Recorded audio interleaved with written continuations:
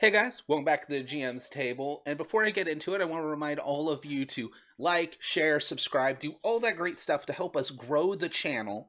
And if you really want to help support the channel in a much more meaningful way, check out the Patreon link below. You subscribe, you get videos early, as well as if you subscribe at least at the $5 level, you'll get to vote for what comes next in my stream games and all of that kind of cool stuff, plus free books and PDFs.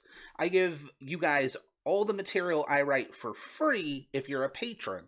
So check that out if you have the time and if you're interested. Moving on from that, since I already did a Savage Worlds video this week as my thank you video for everybody helping me hit over 200 subscribers, I figured, why don't I do something different this Friday? Instead, I'm going to do something for D&D because I love Savage Worlds. Savage Worlds is my favorite game, but currently I'm actually running 2 D&D games a week when I have the time. And with that, I also figured, you know what? I've been doing a lot of house rule videos, namely for Savage Worlds and house rules in general. I thought, why don't I do my top 5 house rules? The thing scrolled in. My top 5 house rules for 5th edition.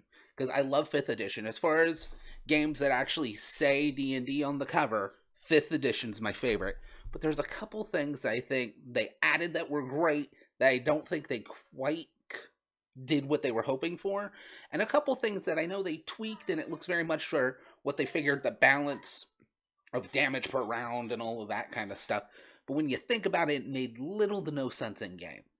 So without getting too in-depth, because I'm going to talk about the rules anyways one by one, let's get started. So number one's really easy rule. I think a lot of people do this rule if they do it anyways. Has to do with inspiration. I actually love the idea of inspiration. Namely because my favorite game, Savage Worlds, and inspiration's kind of bennies in a lot of ways.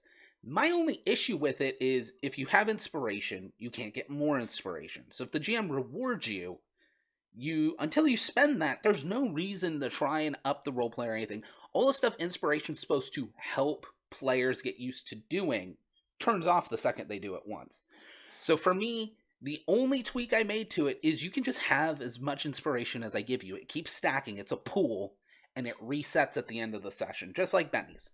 That way, I can keep awarding inspirations, and I can keep rewarding my players for actions I want. If they do really great roleplay, I can just give them inspiration. If they're funny at the table and we're running a game where we want to be lighthearted and funny, I can give them inspiration. I can do all of that. The problem with only allowing one is once I do it until they spend it, there's nothing I can do to reward them for that kind of stuff. So just taking the cap off inspiration, super simple rule. I think people who run inspiration tend to do this anyways, but it's not an optional rule in the book or anything like that, so it's technically a house rule. Number 2, the ready and hold situation.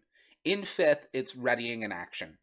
And there's a slight problem with this because it has to do with one of the problems of 5th, and that's they tried to tame the action economy, and they went a little overboard. It was ready in action, similar, you have to say what you're readying for, and then if that criteria is met, you then get to do your action off of your turn.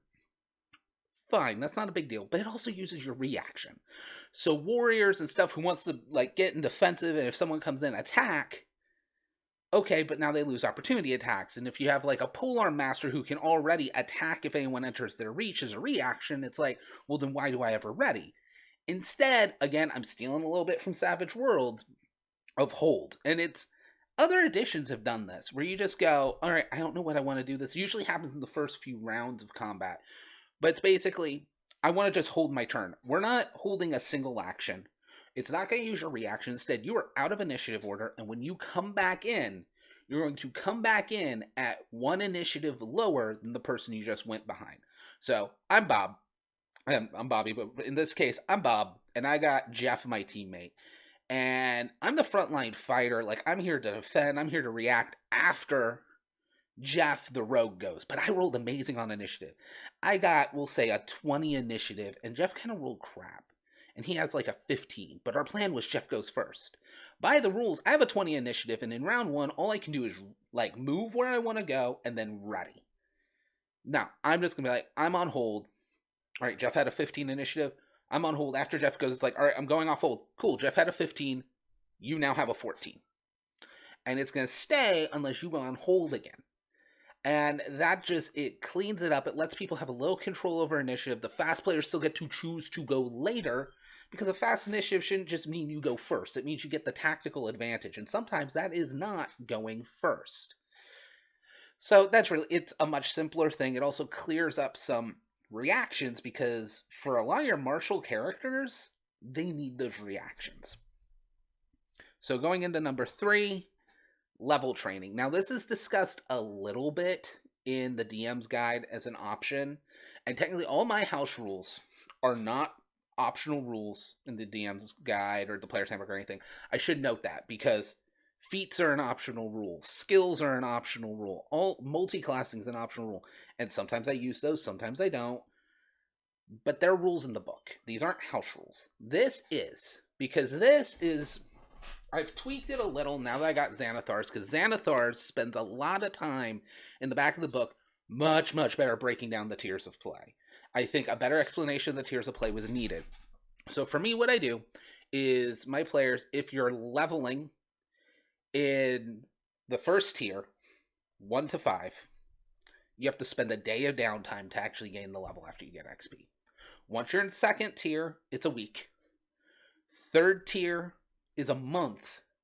And fourth tier, those epic tier levels, you spend a year of downtime to ding. Yes, because those are your levels 16 to 20. So yes, you're going to get the XP, but don't ever expect to level in an event in the middle of an adventure on those, unless they're these grand adventures that take a long time. I like that. It helps spread out the game world.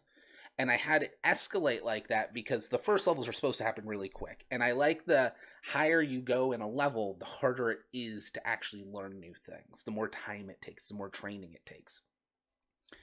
So moving on, I will say from here on out, 4 and 5 are actually linked, but they're technically different house rules. And this is where it comes into something I could do a whole video on. Dual wielding.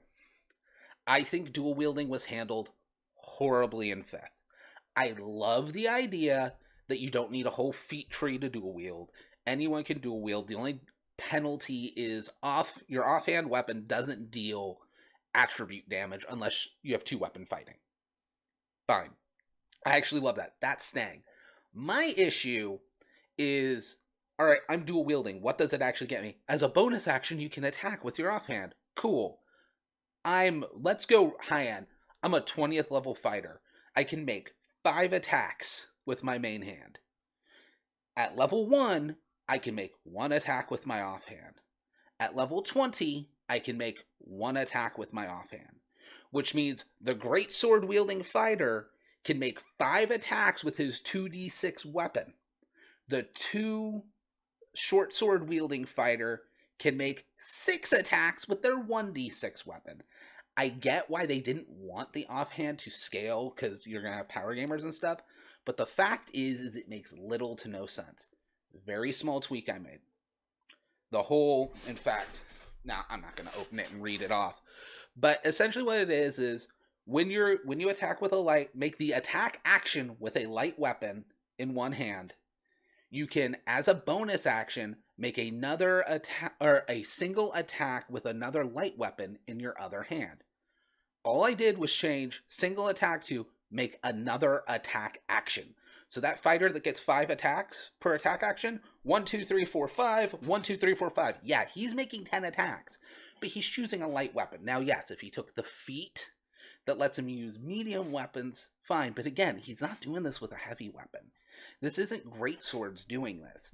This gives some versatility. This means after level 5, the monk can go 2 attacks with his main hand and 1, 2 with his offhand without spending ki, but monks don't have fighting styles, so he won't get his attribute bonus on that damage unless he multi-classed. Or 1, 2, and then only 1 with his martial arts, or for Flurry of Blows, 1, 2 with his martial arts. It gives a lot more options. Also, Flurry of Blows and stuff has to be unarmed, so it gives them a lot of different versatility, and personally I think it cleans it up. If you're a character who is dual wielding, you should be a Flurry of Blades. There's also the issue of it essentially makes Berserker Barbarians never ever dual wield, because why would you? The Berserker Rage lets you make another attack as a bonus action. And the Berserker, the mythological, like, historical Berserker, was a dual wielder. It makes no sense. So, with that, that's the main thing. Now, there's some minor ones. I actually think Berserker should just get an extra attack as free action. That's going into gritty because that's not every table I run.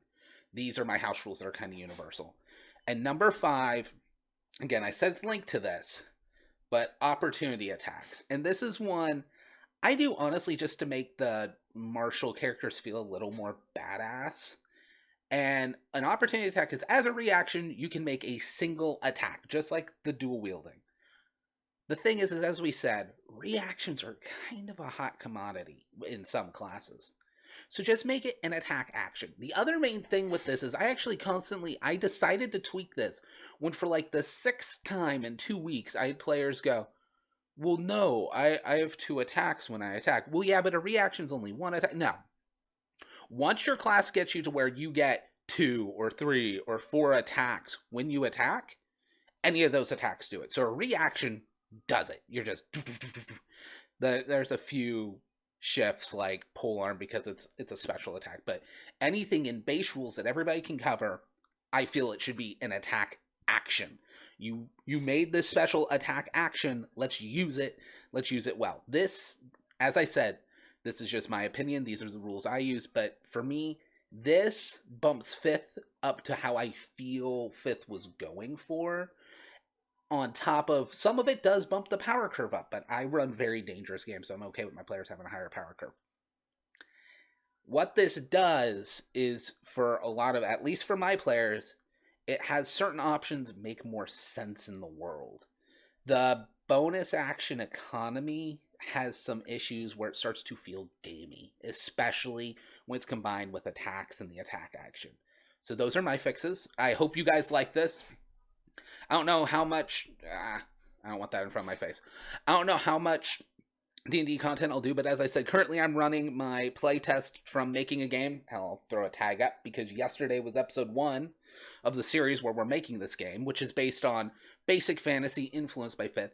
I'm also running a 5th edition game, and both of those I think are getting to the point where I'm going to start streaming them again with my whole family issue. Everything. I didn't stream any games but ETU for a while, but I think I'm going to get back into streaming some D&D too, if that's what you're in here for. If you showed up looking for Savage Worlds, I'm sorry, as I said, in my new year, not every Friday is going to be Let's Run Savage Worlds. I'm going to try and diversify, but it's not going anywhere. That's still my bread and butter system. But with that, I will catch you guys next week. Bye. If you like that video, check out another video over here. Whatever it is, it's probably pretty good.